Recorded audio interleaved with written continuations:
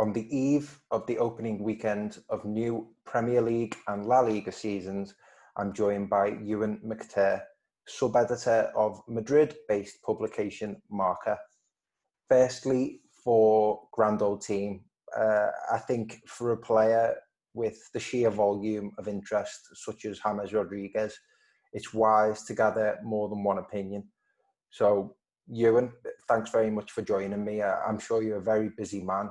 And firstly, just in regard to the business of the deal, it's a 2-year deal with the option of a third if the club want to do so. The transfer fee is reported to be in the region of 22 million, despite James being in the last year of his contract at Madrid. So what were your thoughts on the move, and do you feel like it's a good deal on the behalf of Everton? Yeah, it's strange that we're talking about it just now. Obviously, it's been confirmed this week, but it feels like this has been in the works for weeks, for a month. It's, we knew James was going to be leaving Real Madrid this summer. Things didn't go well last year when he was back there. He just basically was excluded from the squad by the end of things. He didn't even travel for the Manchester City game at the end. So we knew he was going to leave. He'd been linked with Atletico Madrid for a little bit, but that wasn't going to happen. And yeah, Everton was always just there in the background, wasn't it, as an option because of the Ancelotti link, but also just for other reasons as well, I think. I think a move to the Premier League interested him when he was looking at clubs in the Premier League where he might have a role where he might fit in. Everton made sense. And now this week it's finally been confirmed. But it's something that we've all kind of been getting our heads around for a few weeks already now, isn't it? Yeah, definitely. And I mean, we are certainly excited to see him finally make that move to the Premier League, because honestly, I feel like it's seemingly been every single year since he sort of broke through, even at Porto, and obviously, of course, after he scored that brilliant goal at the 2014 World Cup and won the Golden Boot. You mentioned that obviously that Ancelotti link is huge, and as someone based in Madrid, I'm sure you can offer a really interesting perspective on this. James scored 18 times in 51 matches under Carlo Ancelotti at both Real and Bayern Munich. He was directly involved in, I believe, 28 goals in 32 league games with Ancelotti as his boss. There are many examples throughout football of players blossoming under certain managers. You've got the likes of Ricardo Carvalho under Jose Mourinho, and another example that springs to mind is Nico Cranchar and Harry Redknapp. But from your experiences, what do you think it is about Ancelotti that brings the best out of James?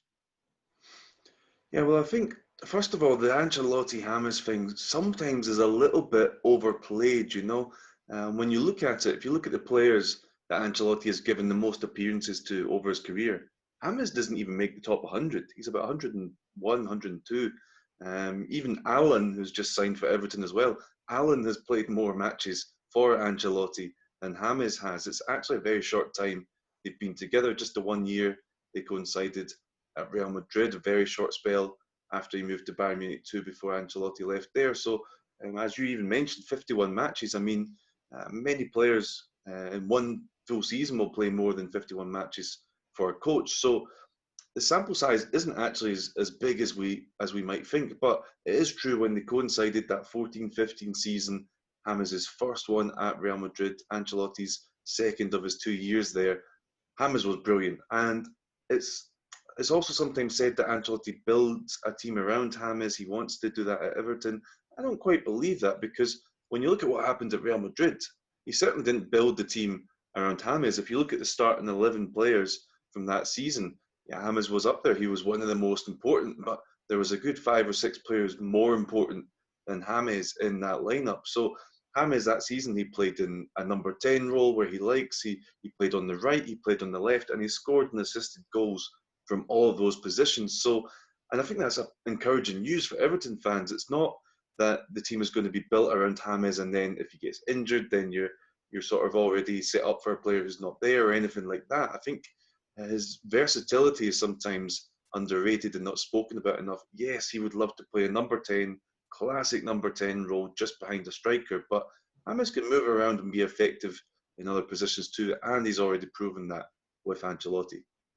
Okay, that's really interesting that you do say that, because I was hoping to get some sort of comment from yourself in that regard. Formation wise, as you said, James would be considered as a number 10, a playmaker, and it's really hard, I feel, to accommodate these players in the modern game, since 4-3-3 has become commonplace. I think that's been given rise by the success of Guardiola's time at Barcelona, of course. You touched on it there. He played in numerous different positions at Madrid. I've spoken to people who said they would feel as if he was played out of position under the likes of Benitez and Zidane. So with Everton at the present moment, we certainly seem to have looked to have stabilised our starting 11, if you will. I feel like one of Ancelotti's biggest accomplishments since coming into the club was establishing that 4-4-2. Not necessarily gets the best out of the players that we've got, but we look stable in it.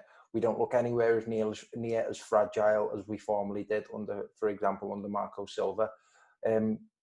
So you touched on it a little bit there. How would you describe James's performances within different tactical systems?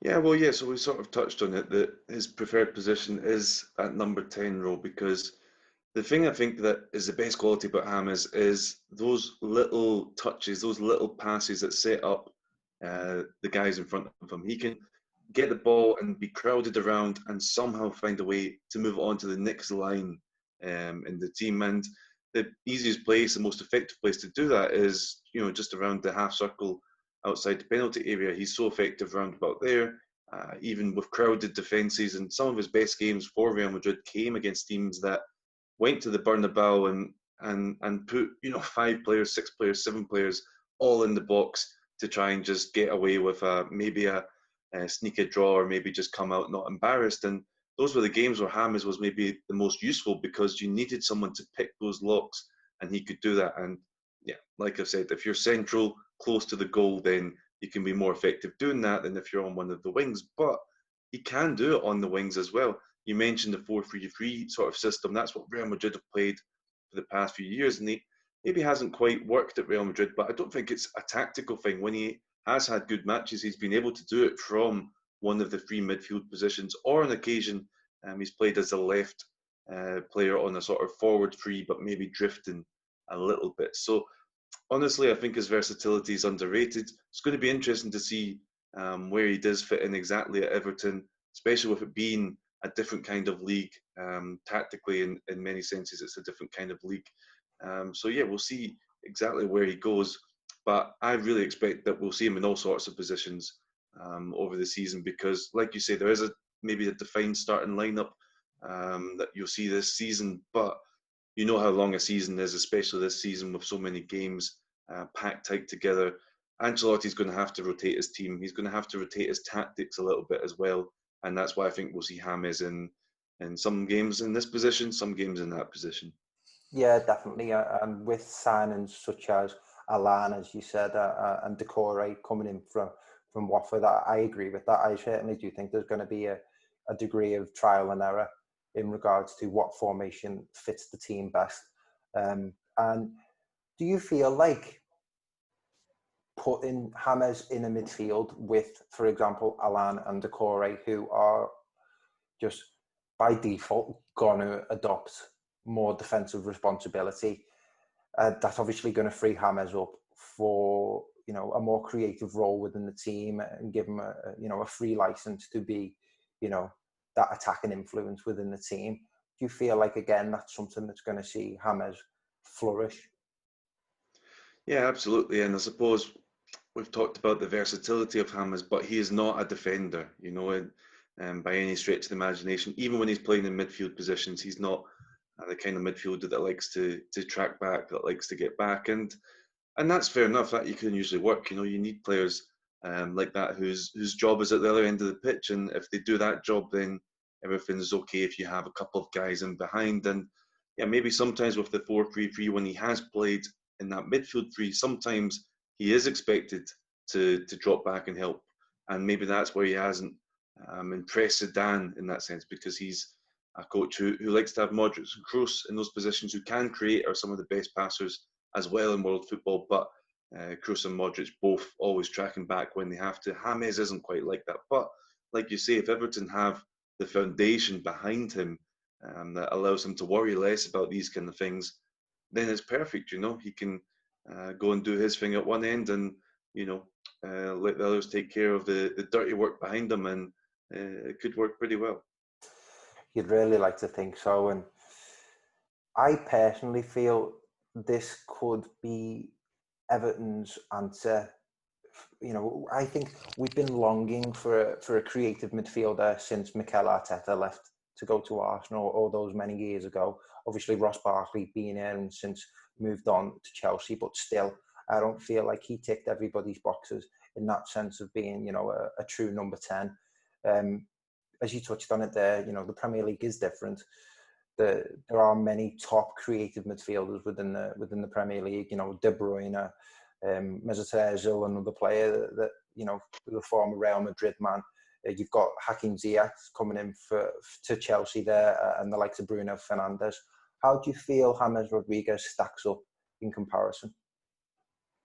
Yeah, it's a good question, because it depends what James Rodriguez. If it's a James Rodriguez of the last couple of years, then he's some way away from that. But when he was at his peak, 2014, obviously had that brilliant World Cup, had that great year with Real Madrid.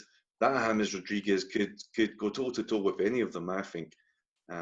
Again, the game's evolved a little bit since then, but this is the thing. The Premier League has evolved as well, hasn't it? You talk about these players now. When we talk about the best players of the Premier League, we're talking about some of the names you just mentioned. We're not talking about players like Keane or Vieira anymore, are we?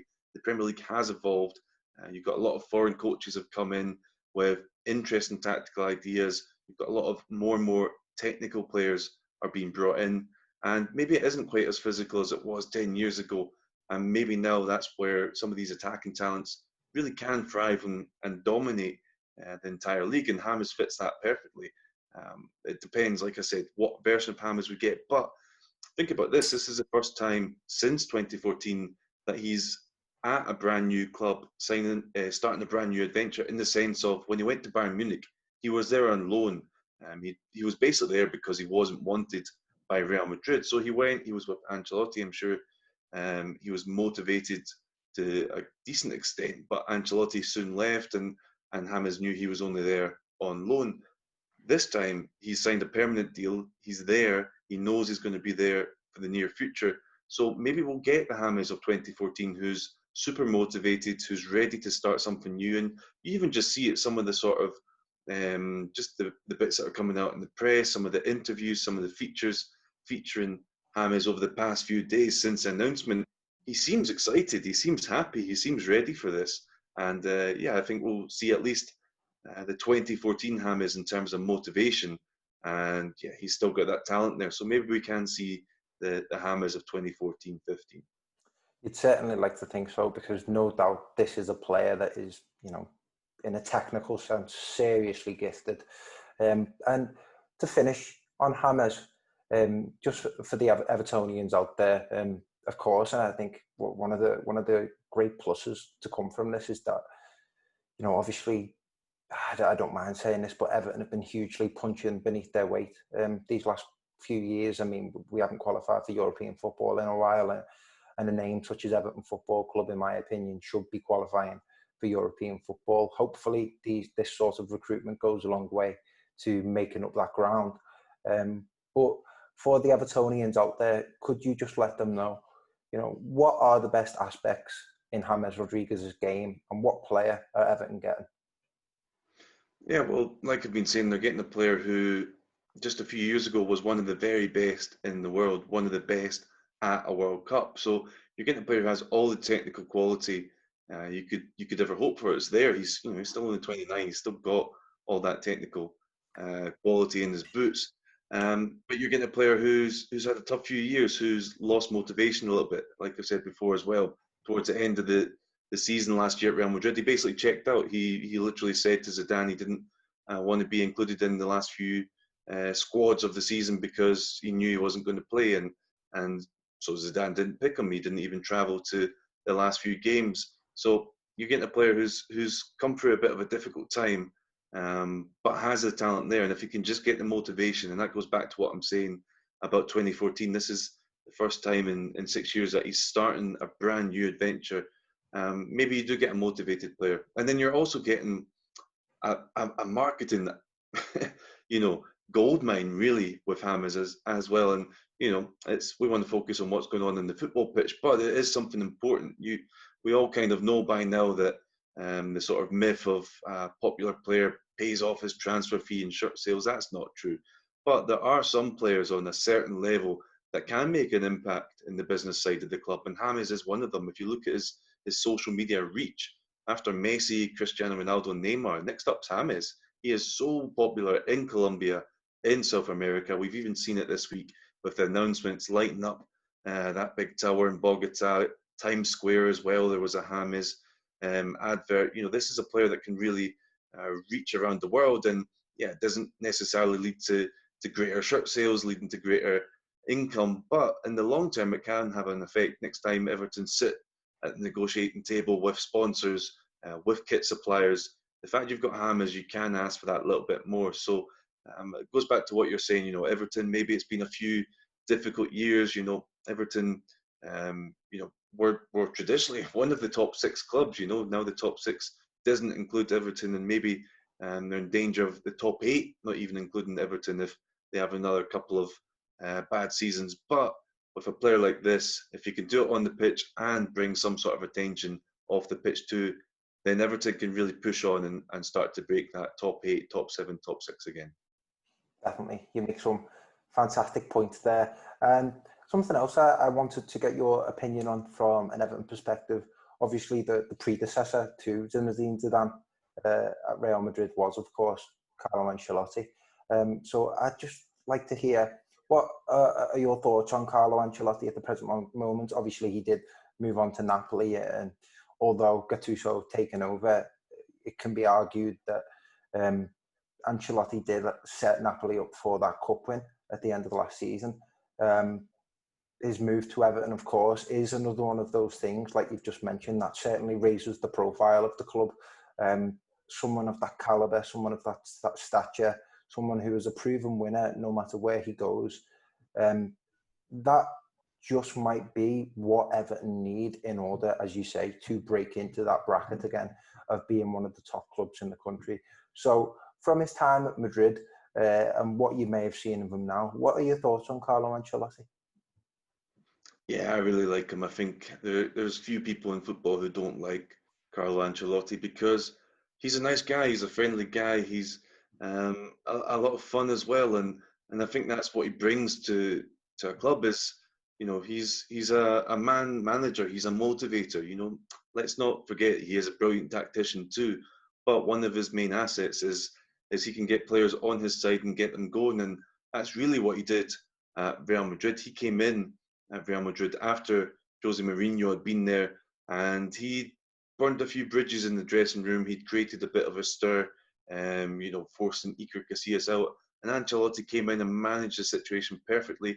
Kept Casillas the captain, club legend. He kept him in the mix by giving him matches in cup competitions and sticking with another goalkeeper in the league and mixing it around and trying to keep Casillas happy and therefore some of his allies in the dressing room happy. And that's the kind of thing Ancelotti can do. He can manage some of the bigger egos in sport. And at Everton, every club in the Premier League now is very international. You have players coming from all kinds of backgrounds.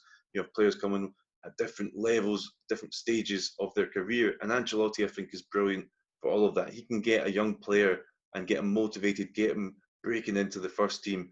And then he can also look after veterans and explain to them how much they'll play, how much they'll be rotated. And I think that's just one of his main qualities, is being able to manage the people of a dressing room and then also the footballers, of course. Definitely. That's fantastic. And I'm sure with young talent, there are plenty of young players within that Everton dressing room, the likes of Richarlison, Dominic Calvert-Lewin, Anthony Gordon, a local lad coming through as well. That'll be music to both Evertonians' ears and the young players' ears, and that hopefully Ancelotti can unlock their top class potential. Now, that concludes the Everton segment of the podcast. And as I said, Euan, I would be really interested to hear more about yourself and the job that you do. I mean, as a Madrid-centered news outlet in Marca, Real Madrid have just come off the back of winning their first league title in, I think, 2 seasons. And if I'm not wrong, I think it's their third in 9 seasons. You've obviously had, the massive news story of Messi contract standoff with the Barcelona board. In your role as sub-editor, how have you found the last few weeks? Yeah, it's been a lot busier than I think any of us expected it to be. We had, obviously, this year's been so crazy with the pandemic and the rescheduling of the season. So there wasn't going to be a big off season this year anyway. Champions League final, of course, finishing on August 23rd, and then La Liga getting underway this weekend. But yeah, Messi certainly kept everybody busy, and from Marca's point of view, it was obviously a massive story, and yeah, lots of articles, lots of coverage of the Messi saga, and lots of live blogs just trying to keep up to date with all the latest developments. And yeah, it's been a lot busier than we expected, because obviously this transfer window was supposed to be quiet because clubs weren't supposed to have money. But when the best player in the world says he wants to leave, it creates a bit of a stir. Would you say that's one of the biggest stories you've had to cover since being in Spain? Yeah, probably. And it's strange in the end, because in the end you could almost say it was a non-story. Nothing's happened. Nothing's Exactly, changed. yeah. But at the same time, the interest in it was so huge, because it was Messi. And since I've been working with Marca in English now for about 4 years, since 2016, and in that time we've seen Neymar leave La Liga, we've seen Cristiano Ronaldo leave La Liga, we've had the Griezmann saga. Will he? Won't he leave Atletico to Barcelona? No, he won't. Now, yes, he will. And we've had lots of big transfer stories in that time, and this Messi one, just the hint of him leaving Barcelona after 2 decades, was probably bigger than all of them.